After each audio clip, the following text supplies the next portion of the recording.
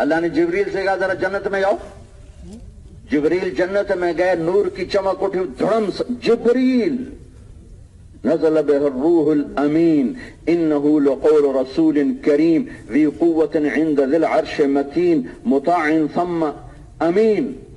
نزل به روح القدس الروح القدس فأیدناه بروح القدس.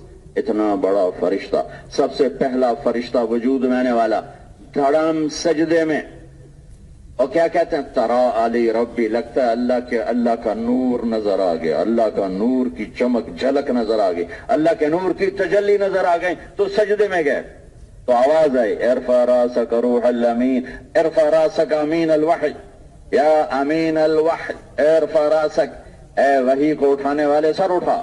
سر اٹھایا تو سامنے ایک لڑکی مسکرا رہی تھی, اس کے چہرے اور دانتوں کے نور کو جبریل سمجھے اللہ کے نور کی تجلیاں ہیں.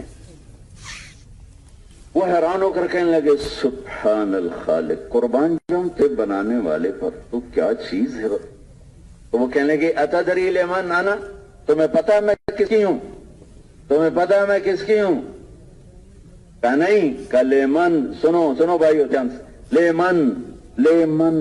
لیمن آثر مرضات اللہ علی ہواہ واما من خاف مقام ربه ونهى النفس عن الهوى فإن الجنة هي المأوى. کہ جبریل میں ہر اس کے لیے ہوں, یہ ایک نہیں ہے. پریشان نہ, ایک تو ملتے ہی نہیں, پھر ہمیں کون, وہ تو کوئی صحابی لے جائے گا. جنت میں ایک نہر ہے, نہر جس کا نام ہے بیدخ با یا دال خا. اس میں مشک عنبر زعفران کافور مل کے چلتا ہے, اوپر سے ڈھکی ہوئی ہے موتیوں سے. میرا رب حور کو پیدا کرنے کا ارادہ فرماتا ہے, تجلی پڑتی اور ایک حور کامل مکمل لباس کے ساتھ باہر آ جاتی.